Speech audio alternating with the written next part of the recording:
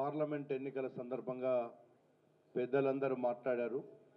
చివరిగా నేను ఒక్కటే చెప్తున్నా, ఎన్నికల ముందు ఎవరైతే పార్టీలో మొన్నటి వరకు కాంగ్రెస్ పార్టీ బీఫామ్ మీద గెలిచినటువంటి వ్యక్తులు ఎవరున్నారో నీతి నిజాయితీగా మీరు మీ వ్యక్తిగతంగా మారితే మాకు అభ్యంతరం లేదు, కానీ ప్రతి ఒక్కరూ రాజీనామా చేయాలి అనేటువంటిది ప్రజాస్వామ్యంలో ప్రజలు తిరగబడే రోజులు వచ్చినాయనేటివి మాత్రం నేను ఈ సందర్భంగా మనవి చేస్తున్నా. అంతకంటే ముందే ఎవరైతే పార్టీ బీ ఫామ్ మీద గెలిచారో రాజీనామా చేసి టీఆర్ఎస్లోకి వెళ్ళండి, కాంగ్రెస్ పార్టీకి అభ్యంతరం లేదు. కానీ మీరు రాజీనామా చేయకుండా దొంగల్లాగా కాంగ్రెస్ కార్యకర్తల భుజ స్కంధాల మీద వేసుకొని గెలిపిస్తే మీరు వెళ్ళిపోయినారు. మీరు ప్రజాస్వామ్యానికి, తెలంగాణ ప్రజలకు మిమ్మల్ని గెలిపించిన కాంగ్రెస్ కార్యకర్తల కష్ట సుఖాల నుంచి మీరు పదవుల కోసం పారిపోయారు. మిమ్మల్ని రాజీనామా చేయమని మాత్రం నేను డిమాండ్ చేస్తున్నా.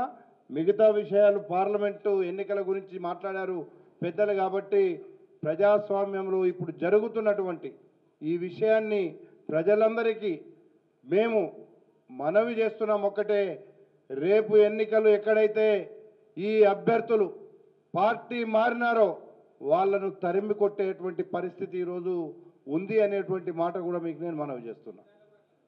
ఎల్బీ నగర్లో కాదు, మొత్తం ఎవరైతే పార్టీ మారినారో మీరు చూస్తారు. రేపు వాళ్ళను ఈరోజు కాంగ్రెస్ పార్టీ కార్యకర్తల భుజ స్కంధాల మీద వేసుకొని గెలిపించింది.